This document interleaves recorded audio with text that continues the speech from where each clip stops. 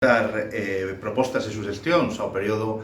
de exposición que está na Consellería de Medio Ambiente da Xunta de Galicia, alegacións e suxestións ao Plan Xeral de Vigo, a ese borrador e ese documento inicial. Nos consideramos que hai moitas eivas aínda no documento, algunhas cuestións, algunhas aseveracións en materia de infraestructuras,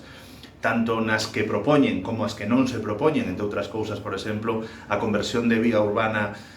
todo o último tramo da AP9 dende Torres de Padín, que é unha reivindicación histórica dos veciños e veciñas, pero tamén o soterramento da VG20, desde logo tendría que estar dentro dese plan de infraestructuras que se recolle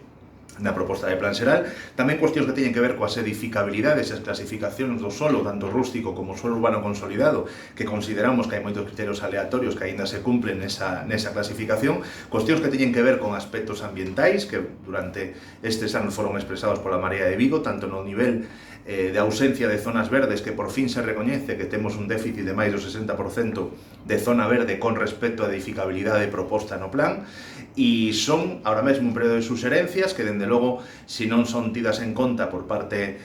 tanto da Xunta de Galicia como do equipo redactorio do Concello de Vigo, as formularemos a través de alegacións xa no proceso de aprobación inicial do plan xeral, pero dende logo sería bo momento que as propostas que estamos facendo, tanto os grupos políticos como os cidadáns, se tiveran en conta para evitar ese longo proceso de alegación, e moitas veces acaban incluso en procesos judiciais que se deron no plan xeral de 2008 e que se deran no plan xeral dos anos 90, e, por lo tanto, esa parte de participación cidadana teria que estar complementada e cando menos escoitada e resolta.